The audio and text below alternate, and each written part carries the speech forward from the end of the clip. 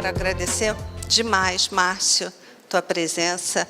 Eu vou ler mais ou menos o que a gente tentou corporativamente escrever com a ajuda do Márcio, mas depois ele vai explicar qual é realmente o nome da sessão, que esse nome é um nome bem corporativo, que diz como reconhecer arquétipos comportamentais do fornecedor e cliente para melhorar índices de satisfação na indústria de eventos e viagens.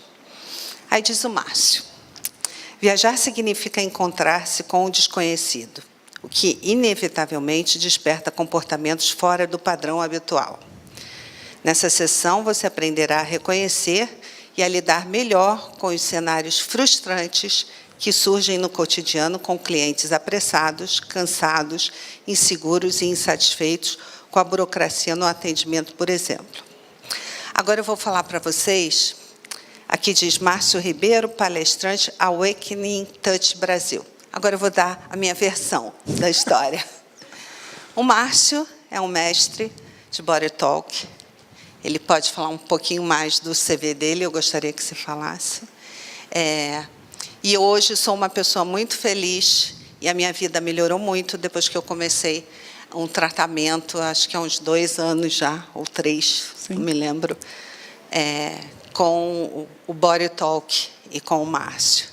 Então, eu recomendo a vocês, eu posso dizer que eu sou uma pessoa melhor, meu corpo responde melhor e a nossa relação, a minha emocional, cabeça, estresse, corpo, eu consigo entender como meu corpo reage a tudo que eu faço e eu consigo melhor entender quando as minhas reações interpretam as suas diferente ou vice-versa. Então, eu acho que, seguindo a linha do que a gente falou de wellness e inner wellness, eu acho que isso vai complementar bastante e eu desejo a vocês uma super hora. É muito pouco, posso dizer para vocês. Muito obrigada de novo, Márcio. E vamos lá. Eu que agradeço. Obrigado, Vivi. Boa tarde a todos. Bom, a gente vai fazer uma viagem. Então, respira fundo. Por que viajamos? Qual é o desejo por trás, né, da viagem? Ela pode ser uma viagem de trabalho, ela pode ser uma viagem de lazer, e ela pode gerar tudo isso. Emoções, paz, a estética mexe com a gente, né? Então cria sempre uma vontade muito grande de ir para um lugar e ter experiências, né? E isso gera geralmente algum nível de expectativa. Quando eu olho para a minha carreira, ela não foge muito de uma sensação de uma viagem.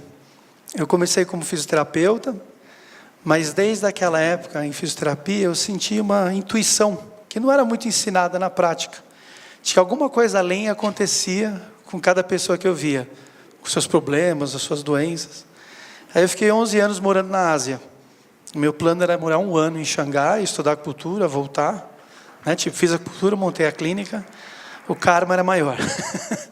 Então, os 11 anos na Ásia me ensinou muito sobre viagem também, né? Sobre olhar para uma outra cultura, perceber que existia dentro de mim, apesar de ser brasileiro, grande parte de um chinês enrustido. Muita coisa de lá eu aprendi e trago para a minha vida. O Body Talk, que é essa terapia, né, na qual eu sou um instrutor avançado e o único instrutor do Body Talk no Brasil. Na língua portuguesa não tem ninguém ainda dando aula. Ele trouxe aquilo que faltava, pelo menos na minha visão terapêutica e no meu estilo de vida, para praticar. Era uma sensação que sempre faltava algo. Quando a gente falava de corpo, a gente deixava a mente de lado. Quando a gente falava de mente, a gente deixava o corpo de lado, não vinculava. E a sensação que o Body Talk me traz é uma oportunidade de vincular. Trazer todos os aspectos que a gente tem de corpo e mente, consciente e inconsciente, numa prática terapêutica que guia.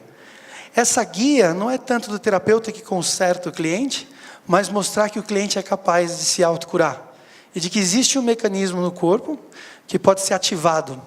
Parte da nossa sessão de hoje vai ter uma técnica para mostrar para vocês praticarem e terem uma experiência a partir do que a gente vai conversar. O Awakening Touch é uma empresa que eu fundei e mantive o nome. Fundei em Singapura e quando eu trouxe eu mantive ela. Viajar é trocar a roupa da alma, diz Mário Quintana. E isso traz para a gente uma sensação de querer deixar as coisas para trás quando viaja, né? Você se propõe, você se programa, você se planeja, você fala, bom, agora eu quero ir lá, eu quero trocar. Eu quero que alguma coisa mude, né? Eu quero que alguma coisa fique em casa ou desapareça quando eu voltar dessa viagem que troca a minha roupa, troca a minha alma. Eu quero descobrir. E no que eu quero descobrir, às vezes eu até posso fazer pesquisa sobre essa viagem. Eu posso ver ideias, cenários, eu posso criar todo um planejamento dessa experiência, porque eu quero descobrir o mundo.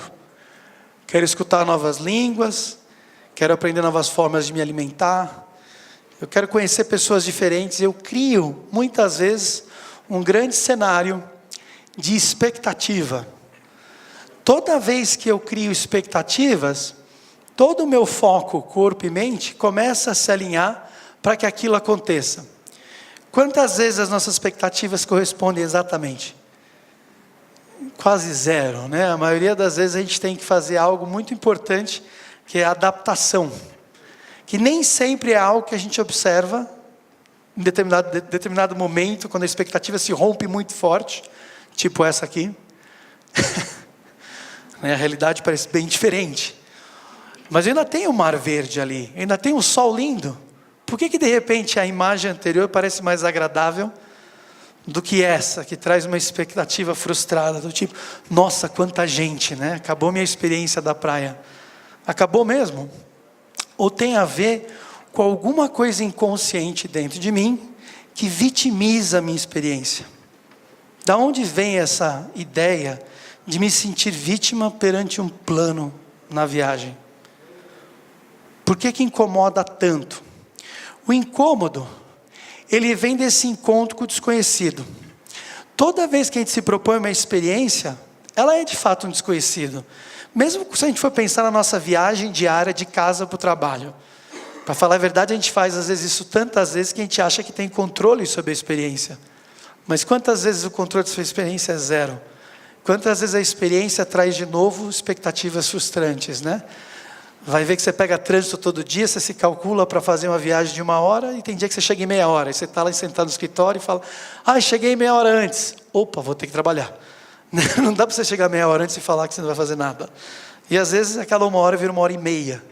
Então existe um grande desconforto. Esse maior desconforto a gente gosta de chamar ele controle. Toda vez que eu crio uma expectativa, eu me baseio numa ilusão de controle. E eu tento minimizar o máximo possível para que a experiência de expectativa corresponda a partir de filtrar os controles que eu posso ter da experiência. E isso, toda vez que eu começo a usar controle, gesta memórias inconscientes. Principalmente dessa maior viagem que a gente faz. Qual será essa maior viagem que a gente faz? A tal jornada do nascimento. Que é coisa mais fora do controle? Não tem, né? A gente está totalmente entregue, nem lembra a maioria das vezes, né? Quando você pergunta para o pai e para a mãe, mãe, como é que foi meu parto? Ela vai descrever a experiência sua ou dela? Dela. Então, quem é que sabe a experiência de si no parto? A gente tem técnicas hoje, né? Que busca você fazer um renascimento, busca você entrar em contato e tentar tirar lá do inconsciente imagens, sensações que possam ter sido do parto. 80% das pessoas acham que o parto dói, é um sofrimento, e não necessariamente um orgasmo, como outras 20% das pessoas acham que pode ser um grande orgasmo, um grande prazer o nascer. Uma imagem como essa, será que eu vou conseguir?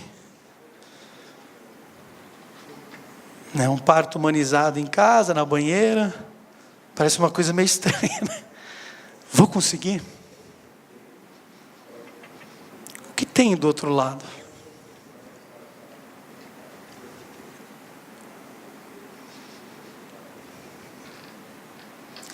Como vou ser recebido? Se a gente olhar para esses 3 slides de novo, a gente pode sentir a mesma identidade com a expectativa que se planeja uma viagem. Então o passageiro, ele está buscando uma experiência de como ele vai ser recebido, mesmo quando ele não vai ter ninguém esperando. Porque a espera dele foi uma projeção sobre o que ele criou. Quando ele pesquisou, quando ele decidiu para onde ele vai, o que ele vai receber, o que ele vai fazer, ele checou o tempo. E eu estou falando de alguém que controla. Claro que tem várias pessoas que falam, quero viajar, não vou controlar nada. Quando chega lá, o estresse vem, porque existe sim no nosso inconsciente uma memória. Como vou ser recebido? Não, tudo de novo. Cada vez que a gente faz uma experiência, seja ela do dia a dia, essa viagem do trabalho, ou uma viagem planejada, existe esse potencial inconsciente, que a gente agora vai denominar de um estado de vítima. Por que é um estado de vítima no nascimento? Por quê? Porque a gente não tem uma memória consciente.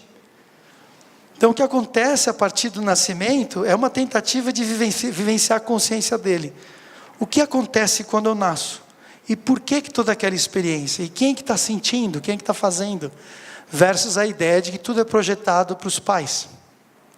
Quando o nascimento do eu é projetado a experiência que os pais falam, isso significa dar um limite à consciência do eu.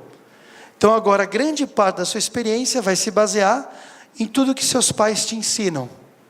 E por muitos anos a gente vai ficar buscando viver no limite do que eles projetaram. Principalmente quando um pai ou uma mãe vira para você e fala, você foi muito planejado, eu queria muito ter você. Aí você vai imaginar que um casal fértil, que tenta por muitos anos engravidar, não queriam planejar o filho. Querem planejar o filho, mas por que o filho não vem? Possivelmente a identidade do filho não vir, é porque é o filho que engravida os pais, e não os pais que engravidam os filhos. Se eu me coloco nesse lugar, que são os filhos que engravidam os pais, o seu nascimento já começa consciente. Então eu escolhi essa história. Esse pai e essa mãe são perfeitos para mim. Mas eu não tenho noção nenhuma porque eu fiz essa escolha.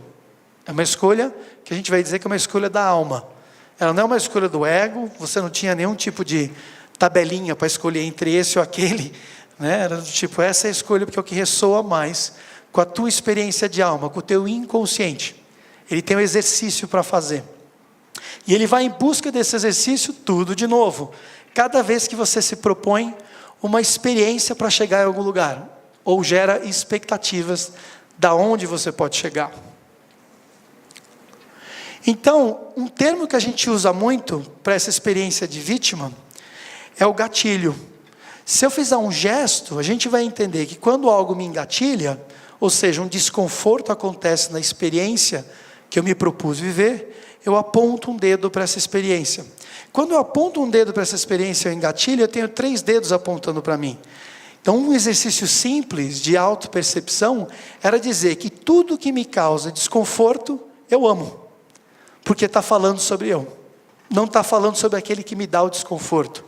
Sobre aquele que me trouxe uma experiência patológica. Está falando de fato de você. E aí a gente vai começar a fazer um vínculo com essa história do passageiro e do fornecedor que busca trazer para esse passageiro um conforto em sua experiência. Seja do momento que ele está fazendo uma reserva de uma passagem, seja o momento que ele está falando com o pessoal de hotel, seja o momento que ele está falando com o pessoal de aeroporto. Todas essas pessoas, elas estão entrelaçadas num exercício de vítima e de abuso inconsciente. Por causa do nosso parto, esse exercício acontece você querendo ou não. Porque no parto acontece o primeiro trauma. A gente chama esse trauma de separação. Há um corte do cordão umbilical. E a sensação é como agora você está por conta. E a gente tem um ato falho na cultura. A cultura ensina o ser humano a viver independente. Você acredita de fato que é independente? Nós não somos independentes, nós somos seres interdependentes. Para qualquer experiência humana que você precisa, tem uma interdependência. Para o seu carro chegar de casa ao trabalho, sua interdependência, além de ser o condutor, o carro tem que funcionar, tem que ter gasolina. Então a gente tem uma experiência interdependente humana, mas buscamos ensinar a independência. Será que a gente não busca ensinar a independência por medo dessa inconsciente vítima? Que vem desde o dia que a gente nasceu? E talvez se a gente cuidar dessa vítima, né? Não de uma forma como se ela fosse pobrezinha, mas acolhermos essa forma dentro de cada um de nós, que precisa ser acolhida, porque sente separação, sente abandono. Os gatilhos são mudanças de plano, cria adaptabilidade. Qual é a adaptabilidade que a gente sente com um bebê novo em casa? Zero. Né? Você tem que trocar fralda, você tem que dar de amamentar, e muitas vezes você não tem noção nenhuma como vai fazer. E dependendo da cultura, o homem é dado 2 semanas para ser pai, porque o resto ele tem que voltar a trabalhar. Tipo, puta, ajuda pra caramba esse negócio, né? Então a maioria das vezes a gente tem a mulher que diz ao homem: pô, você só me ajuda, você não é pai. Porque ele aparece para ajudar, quando ele aparece para ajudar. Então, de novo, por que será que o homem se sente nesse lugar engatilhado de vítima? Mas eu tenho que trabalhar, eu tenho que ir lá buscar o ganha-pão, eu tenho que prover. E aí vira uma bola de vítima e abuso. Então, todas essas experiências que eu acredito fazia o gancho com a palestra, é que quando um passageiro se coloca ou se propõe a entrar em contato com uma viagem, a maior viagem que ele está entrando em contato inconsciente é que ele vai nascer de novo e não sabe. E às vezes acontece que quando ele faz uma viagem e tudo dá muito certo, ele não volta para casa diferente, como se ele tivesse renascido. Às vezes ele sente como se aquelas férias foram o gás que faltava para ele conseguir encontrar uma solução para um problema que ele carregava há muito tempo. Será que não tem um pouco a ver com essa parte da gente nascer de novo? Agora, isso é um efeito dominó. Não é porque eu consigo numa viagem compreender e me sentir melhor que todas elas continuam assim. Porque, de novo, as viagens vão além daquela do avião. A viagem também vai naquela que eu vou do trabalho para casa, naquela que eu vou para a casa da sogra. Essa pode ser uma viagem bem dolorida para algumas pessoas. E a viagem dolorida nas experiências humanas tem a ver com controle e prazer. Então existe uma psique nossa que diz: quanto mais controle, possivelmente eu vou ter mais prazer. Mas na prática não é verdade.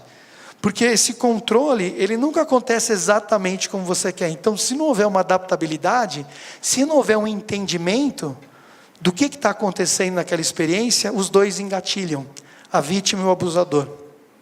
Ou aqui a gente vai dizer, o passageiro e o fornecedor.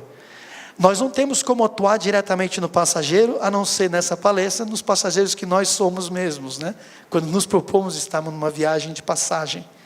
Mas a gente pode, dentro da visão da palestra, olhar para como você vai ver o passageiro que chega, ou aquele que te busca, buscando algum tipo de cuidado, acolhimento, ou as suas inúmeras projeções, expectativas de como que ele vai lidar com aquela experiência.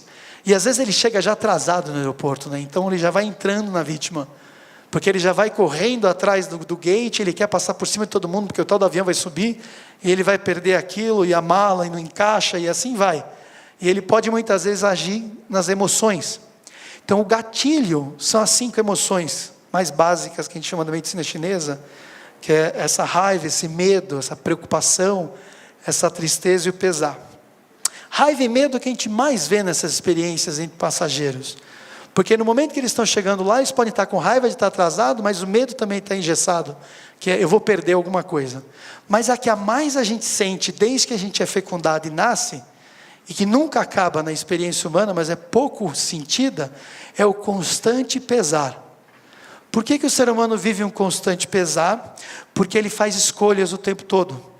Então, se a gente puder entender que aquele que fez escolhas não tem controle para ter prazer, a minha ação de olhar para aquele que se vitimiza na minha frente não é abusá-lo.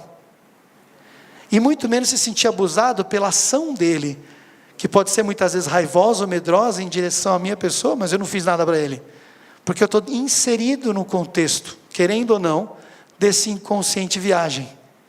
E agora a gente vai ter uma consciente viagem, porque a partir desse olhar você pode começar a praticar essa atenção, esse foco.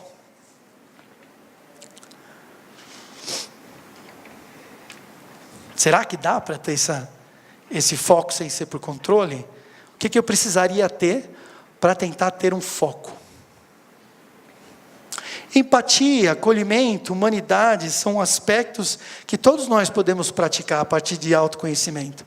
E nesse lugar nos colocarmos não num sentimento de que o outro abusa, por ele estar em vítima, ele vem abusando, mas sim sentir que a gente está ali numa função de acolher, não podemos tentar fazer com que o outro perceba o que a gente está colhendo, porque não dá tempo, muitas vezes, no momento do gatilho, de você ensinar o outro. Mas tem como você aprender a não engatilhar, e ao não engatilhar, você cria uma ressonância com o outro, uma oportunidade dele talvez sentir que você não reagiu ao gatilho dele, e ele respira. Você praticar isso, você vai ver que muitas vezes a pessoa que vem com força para te abusar, sem saber que está fazendo isso, porque ela está no arquétipo da vítima, vai logo perceber que você não está reacionário ao que está acontecendo, mas está ali, tentando acolher, tentando um lado mais humano. Viajar traz o poder e o amor de volta à sua vida. Umi.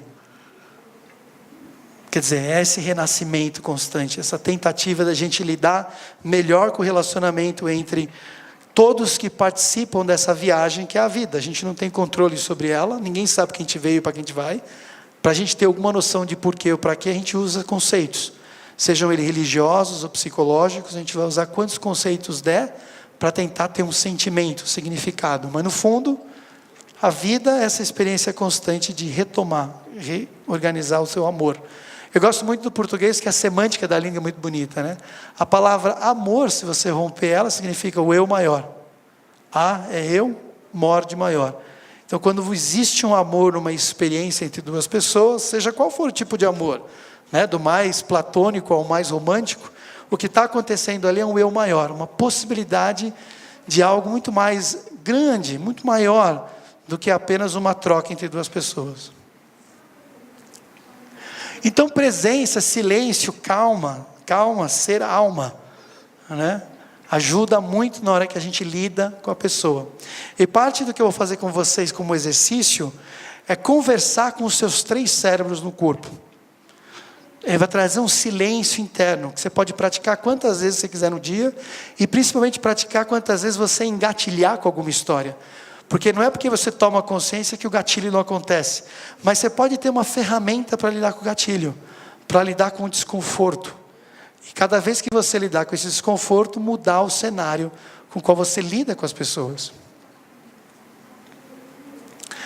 E às vezes o primeiro lugar é eu sinto muito. Independente do que está acontecendo com a pessoa, você já sabe que ela está num lugar de gatilho. Então eu sinto muito, é um bom começo, né? E aquela imagem de silêncio, de calma, do tipo, vamos acolher, vamos lidar com essa expectativa que essa pessoa trouxe, não tentando ser terapeuta dela de forma alguma, mas já sabendo qual que é o processo terapêutico que está acontecendo, baseado nessa teoria que a gente está conversando.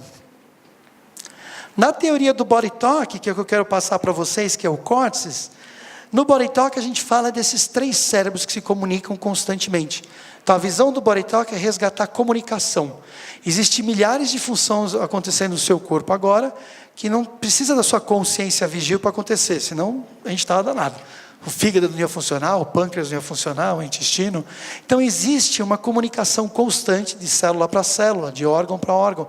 Uma constante comunicação, tanto física quanto mental, emocional, ou quem sabe até espiritual. Então o que acontece quando a gente faz a implementação do córtex, que é essa técnica, nós vamos despertar os 3 maiores cérebros do corpo se entrelaçarem e conversarem. O primeiro deles é muito ignorado hoje na cultura, que é o intestino. A gente tende a associar a ideia de cérebro à cabeça. E o segundo cérebro é o coração. Mas o primeiro cérebro mesmo é o intestino. É aquele que você processava a vida logo no início. Você não tinha como falar o que você sentia, então você fazia cocô. Se você estivesse muito triste, você fazia cólica, né?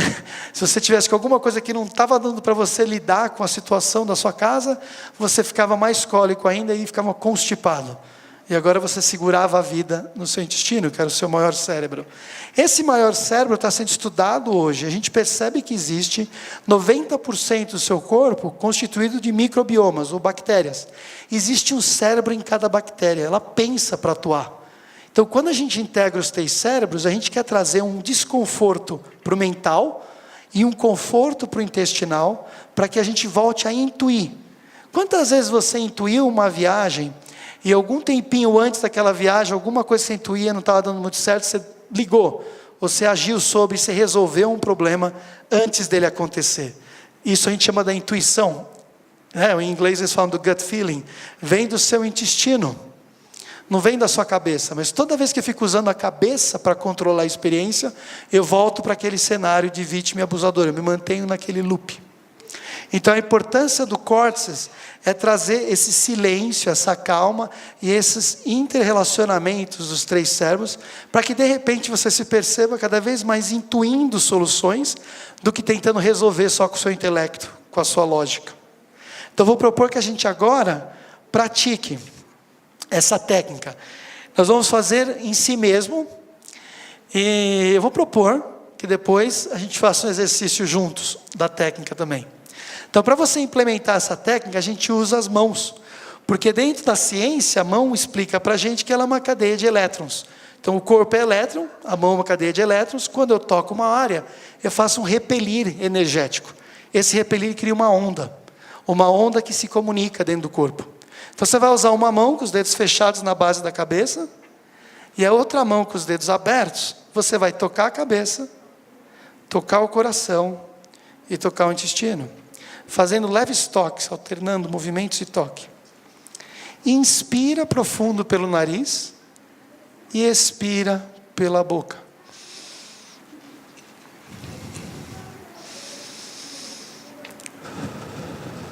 Agora a gente vai subir uma palma da mão e fazer o mesmo movimento. Enquanto a gente está fazendo isso, teu corpo internamente começa a se relacionar. É como se houvesse um olhar interno que busca integrar nesses 3 cérebros a vontade de acalmar o cérebro, de integrá-lo. Topo da cabeça.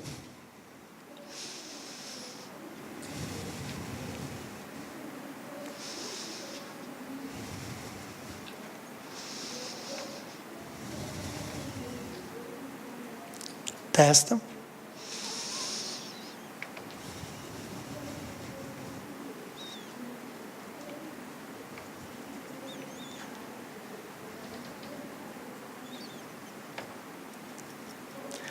Lado da cabeça.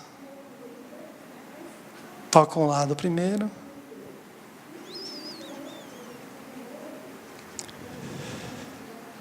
E o outro lado.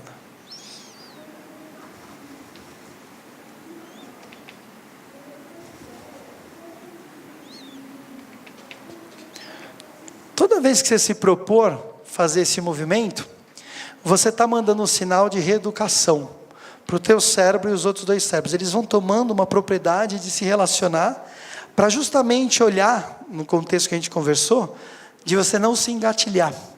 De você ter noção que as experiências que você se propõe, ou as expectativas que você se propõe, podem ser frustradas, e ter adaptabilidade para elas ajuda você a não entrar nesse gatilho. É algo que você pode ofertar para si mesmo antes e durante o seu dia de trabalho, justamente quando você lida com pessoas, para que a forma como você vai escutar o cenário que o outro traz, é na verdade o cenário do renascimento dele, e não necessariamente que ele está falando ali no ego. Eu vou perder o voo, eu não vou conseguir isso não está como eu planejei. Ele está falando na verdade dessa viagem que ele tanto desconhece, né? Como todos nós conhecemos. E a proposta aqui não é que na verdade você vai ter um insight sobre esse inconsciente dessa viagem, mas você pode ter a calma de não reagir perante as experiências que falam desse lugar tão inconsciente. E talvez isso traga uma calma. Então o exercício que eu queria propor é trazer um pouco de desconforto, mas levar ao conforto. Nós aplicamos a técnica um no outro. Se vocês topariam fazer isso. Então a pessoa vai estar recebendo, e ela depois vai estar dando, que é justamente uma dessas trocas maiores que a gente faz no interrelacionamento. Quando você faz numa pessoa, você vai colocar a mão na cabeça dela e você vai tocar esses 3 centros. Então a pessoa recebendo não tem que fazer nada, a não ser respirar. E durante o processo que você vai estar respirando, medite sobre o que a gente conversou aqui. Meditação muitas vezes é uma contemplação ativa sobre o que da palestra até agora mexe com você, ou te lembra, ou te faz sentir, ou memórias que vieram à tona de experiências prévias que você pode ter engatilhado, que você pode ter no sentido bem. E deixa essa implementação trazer um equilíbrio para essa história. Vamos fazer isso? Então pega um parceiro ao lado, vamos torcer que está todo mundo em pares aqui, senão a gente arranja uns voluntários. Você pode fazer sentado, você pode fazer em pé. no teu conforto.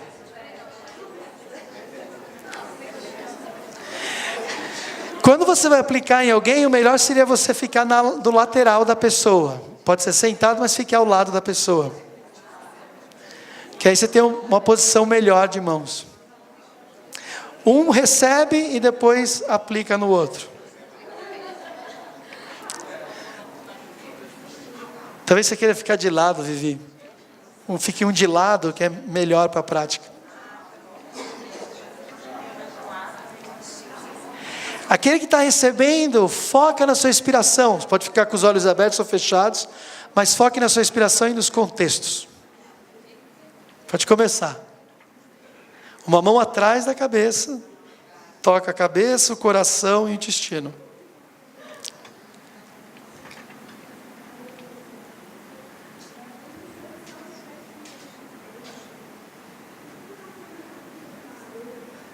Inspira profundo.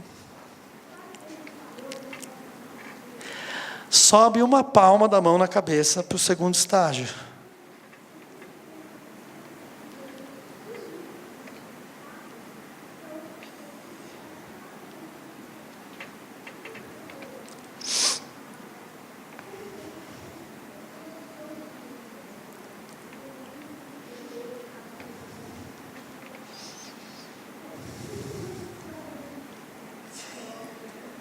Mais um estágio, topo da cabeça.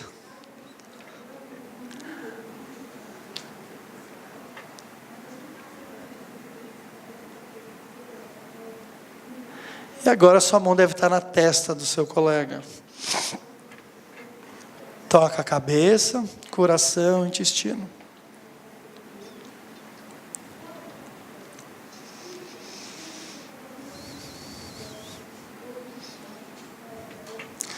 E na lateral nós vamos pedir para as pessoas receber, segurarem com as duas mãos a lateral da cabeça. E você fica só fazendo a implementação, tocando a cabeça, o coração e o intestino. A gente chama desse último estágio a integração do límbico, a integração do nosso estado emocional.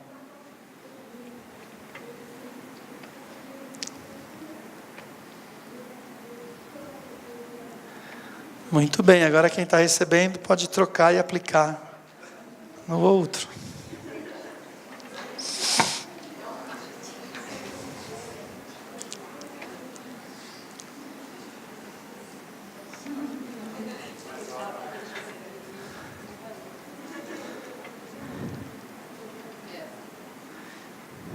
Comece na base da cabeça e tocando cabeça, coração, intestino.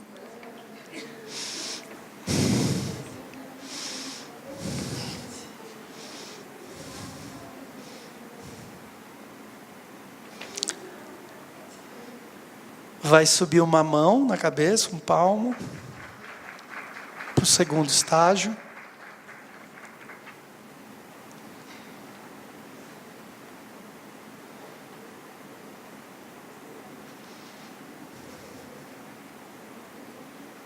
Terceiro estágio.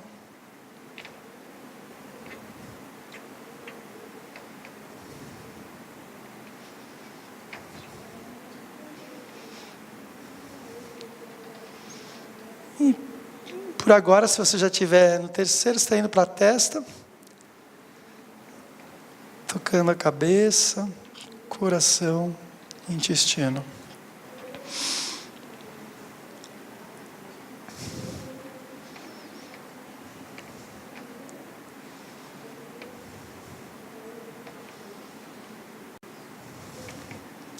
Por fim, vai segurar os dois lados da cabeça quem está recebendo, e a outra pessoa apenas toca a cabeça, coração e intestino. Os três cérebros.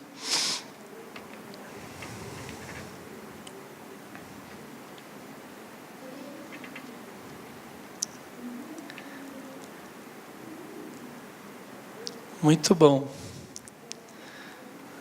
Valeu. O início é meio desconfortável, né? Uma opção dessa, tipo, eu não conheço a pessoa, eu vou ter que ir lá fazer nela.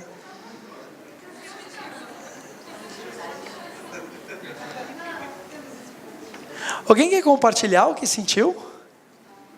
Alguém tem vontade de falar algo, perguntar algo? Tá todo mundo bem. Oi? Quanto mais esses três cérebros se interagem, melhor eu respondo aos estímulos do meio ambiente. Então, os estímulos do meio ambiente, eles vêm disfarçados nesse arquétipo muito antigo e muito inconsciente na nossa vida, que é o da vítima e abusador. Então, quando você vai se integrando esses três cérebros, você vai desestimulando esses gatilhos e achando uma forma mais prática, mais objetiva de lidar com a experiência. A função de se tornar adulto é adulterar a infância e dessa forma eu me torno um adulto prático e objetivo. Prático e objetivo nunca foi indiferença, mas acaba às vezes sendo no adulto. Ele fica muito prático, no sentido, não me envolvo. Isso não tem a ver com praticidade. Então a integração dos três cérebros leva a viver uma vida prática, objetiva, consciente do que está acontecendo nas nossas experiências e engatilhando cada vez menos, porque os estímulos do meio ambiente não te provocam. Isso não significa ficar anestesiado a uma experiência humana que provoca uma dor, por exemplo, uma emoção, né? Você vê alguma coisa desumana, te indignar, isso ainda pode existir, mas com clareza você não leva para um gatilho e não fica todo embaranhado com aquilo que te leva a um trauma de infância, de separação, de abandono, no qual você projeta em alguém, que vira violência, por exemplo. Então, o potencial desse exercício, se aplicado diariamente, de acordo com o fundador do Body Talk, e na minha experiência de 13 anos no Body Talk, ele vai reeducando para essa calma, para essa capacidade de atenção e menos de reacionário ao meio ambiente. Cada vez menos reacionário ao que os outros dizem ou falam ou tragam para você de experiência, porque você entende aonde cada um se encontra. Então, o córtex pode ser algo que se aplica diariamente para você e vai desestimulando os gatilhos, e você pode ter sempre isso como uma oferta para alguém engatilhado. Num determinado momento que você está ali com a pessoa respirou, você acolheu, você trouxe a empatia, a pessoa respirou e fala, olha, eu conheço um exercício que pode te acalmar, você me permite fazer isso em você? Então o córtex, ele não tem contraindicação, ele não tem indicação para um tipo de pessoa, ou só quando você está engatilhado. Ele pode ser até usado com o mesmo preceito que a gente aprendeu a escovar os dentes, para uma higiene bucal. É como se você fosse fazer uma higiene mental, emocional, aplicando em você diariamente o córtex. Então a função dele, como você pode ver, é muito expansiva. Então, de todas as técnicas Body Talk, que são muitas, essa é que a gente mais passa, essa é que a gente ensina os nossos clientes a aplicarem e passarem à frente. Não há um pré-requisito para você aprender, então crianças podem aprender. A coisa mais bonita é você ver uma criança que descobre que quando ela aplica o córtex, ela desengatilha numa situação de emoção, quando ela tem 6, 7 anos de idade, ou ela calma antes de uma prova, né? Ou ela consegue lidar melhor com uma performance, né? Ansiedade por fazer um desempenho qualquer. Isso acalma. Então você deve ter imaginado que fiz bastante córtex antes de vir aqui hoje.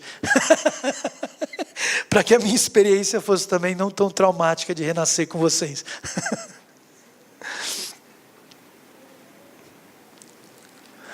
Relacionamento, comunicação, consciência. Com o cérebro integrado, eu engatilho menos e me retiro do cenário de certo e errado. Eu não olho mais para esse lugar. Culturas que buscam o certo e errado são culturas ditatoriais. Toda vez que a gente quer que alguém ande num padrão e numa linha. Claro que a gente tem uma sociedade, a gente cria regras com ela, e ela funciona se a gente segue as regras. Mas quando é o momento de você olhar uma regra que não está, de fato, de acordo com uma regra social, mas é para enquadrar, para manter alguém preso, para manter alguém fiel a alguma coisa que não é o interesse daquele que está fiel, mas daquele que pede a fidelidade. E muitas vezes isso acontece inconscientemente aos núcleos familiares, dando aquele exemplo de quando os pais dão o limite de felicidades aos filhos. Uma das coisas mais confortáveis que você vê num filho é quando ele começa a perceber que a vida dele pode ser mais próspera, mais feliz e melhor que os pais dele. Há um desconforto imediato. Como assim? Eu vou voltar para a casa do meu pai com um carro novo e ele anda com um carro velho? E às vezes vem um desconforto de tentar então viver no limite. Muitas vezes eu encontro pessoas que até pedem as contas de um emprego ou sabotam a carreira para ficarem no limite dos pais. Porque o que é o delimite? É o desconhecido. E a vida é um desconhecido. A criança nasce e não tem noção nenhuma de vai acontecer. Ela se inspira muito naqueles pais. Mas é padrão dos pais entenderem que esse condicionamento de limite é temporário. Para que essa vítima abusador não aconteça. Principalmente de um filho, às vezes, se sentir abusado pelo limite do pai. Porque os limites dos pais não foram para abusar os filhos, foram para guiar até o limite deles. Mas depois dizer aos filhos, agora sigam no seu limite, eu não sei o que é melhor para você. Eu te dei aquilo que eu podia te dar. Eu te acolhi naquilo que eu podia te acolher. Para que você não sentisse tanta vitimização na tua experiência de início de vida. Agora eu preciso que você encare o desconhecido. E que você confronte os seus gatilhos pelas suas crenças, pela sua cultura, pelas suas visões de mundo. E não é mais culpa do pai e da mãe. Então toda vez que eu tenho melhor integração desses 3 cérebros, e eu engatilho menos, a minha experiência, eu me relaciono melhor com o ser humano. Eu vivo em melhor harmonia com ele.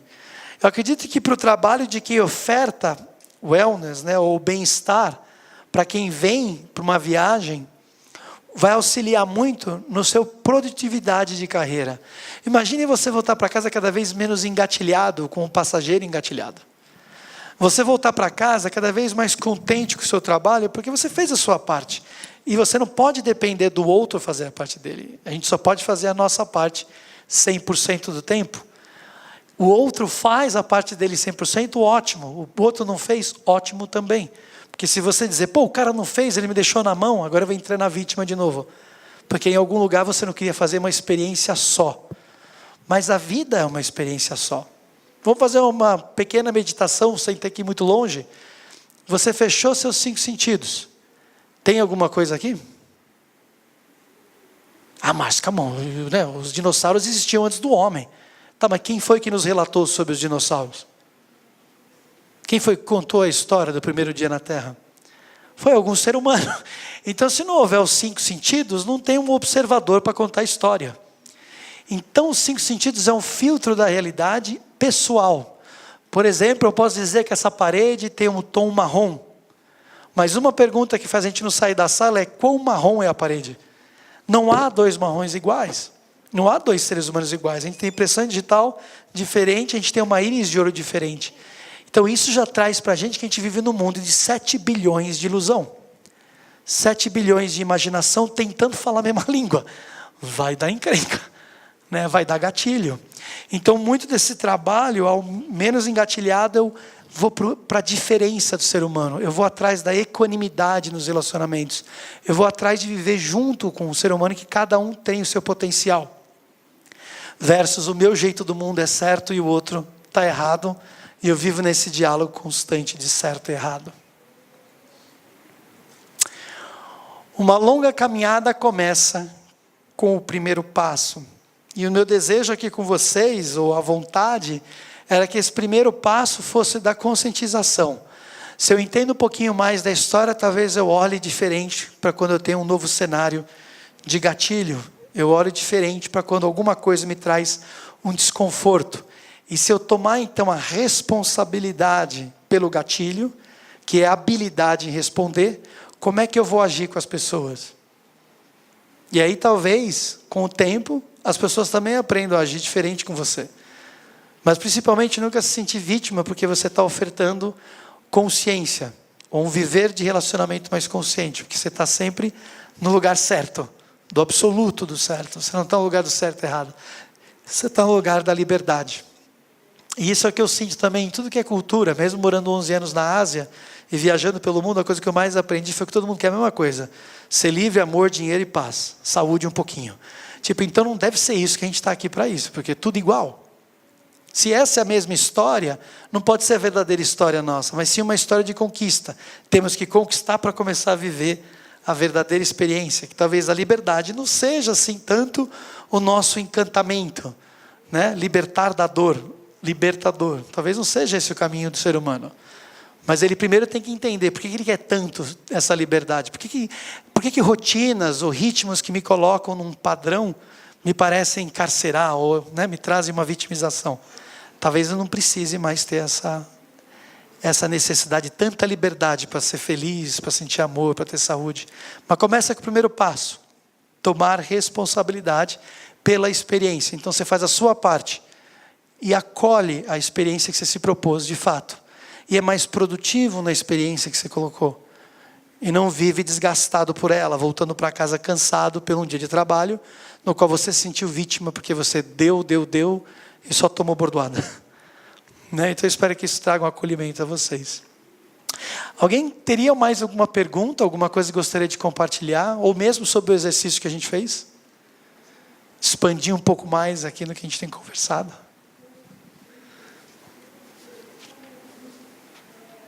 Todos de boa. Beleza, eu agradeço muito a oportunidade e eu torço para que vocês tenham curtido a experiência. Obrigado.